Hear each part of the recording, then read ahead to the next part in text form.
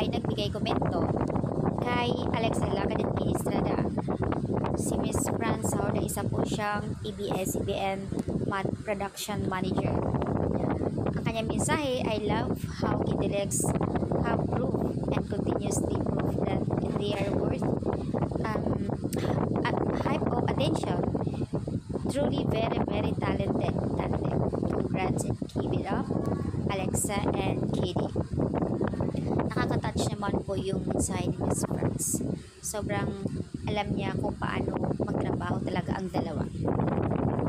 Ayon ito sa mga sweethearts, nakakaiyak naman po. Thank you so much po ulit, Sir France. Yes, and they are talented po talaga ang dalawa. Samantala ay ongoing na nga po sa sinihan ang Crosspoint sa ibang bansa. At sunod-sunod nga po ang kanilang award. Nauna nga po ang GCI Balisong Award.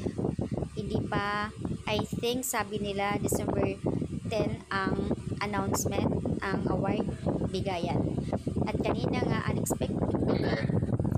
unexpected nga po kanina ay nakakuha nga ang Kidilex ng award, silang dalawa, ng Makabata TV Makabata, Anak TV Makabata. So ayan, congratulations naman Kidilex.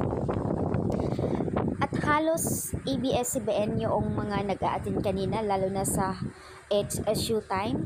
5 sila ang nakakuha doon.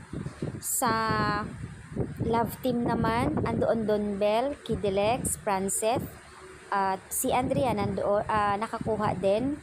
So si Kyle, yan, Kyle Dria, Franceth, Don Bell, Kidilex, yan mga nakakuha ng award mula sa Anak TV Makabata. So congratulations naman, halos ABS-CBN ang nakakuha kanina. And then hindi man soon, mas kikinang at kikinang din sila. Kita mo talaga sa kanila yung passion nila, craft nila. Hindi man sila